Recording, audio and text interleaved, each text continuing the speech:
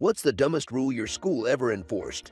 They outlawed bracelets because there was an article in a magazine somewhere saying they advertised what sexual acts you were open for based on their color. Then someone tried to outlaw wristwatches for the same reason.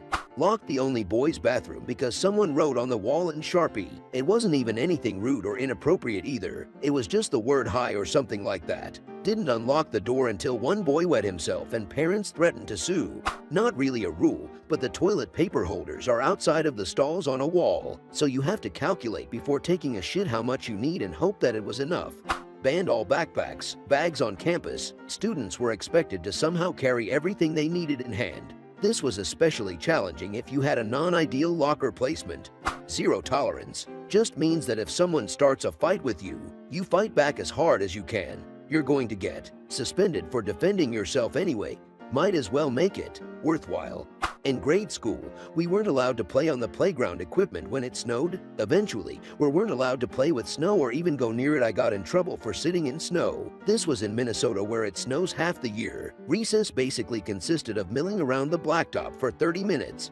Don't damage school property sounds reasonable enough until you get detention for staining a chair after suddenly getting your period.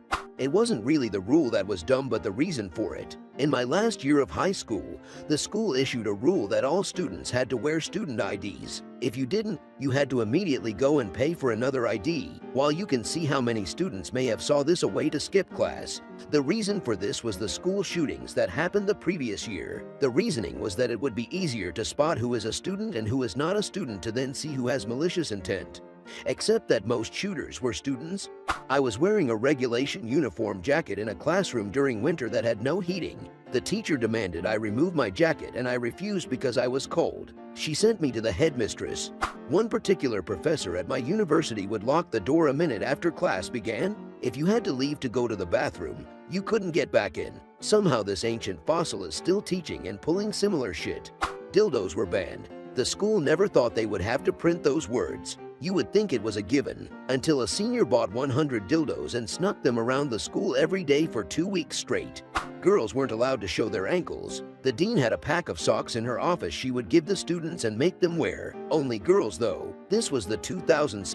My high school decided to ban women's athletic shorts one day, which was ridiculous for many reasons. The next day every girl showed up in athletic shorts and the rule was removed by second block. Dumbest rule, zero tolerance for fighting. This meant both the kid who started the fight and the kid who got beat on were both suspended. If the kid who got beat on just took it, he was just sent home for the rest of the day. If he dared to fight back, he was suspended for a week just like the kid who started the fight. Here's the truly stupid part. The school administrators couldn't explain how this led to more brutal fights. I got detention for pooping more than 10 minutes, but I have served stomach cramps and I asked why and they had no answer. If you were caught on your phone, they'd take it until the end of the week. You'd get it back at 3:30 on Friday. Parents went mental and a few even came together and sent bills through for part of the phone bills. They ditched that rule after 2 weeks.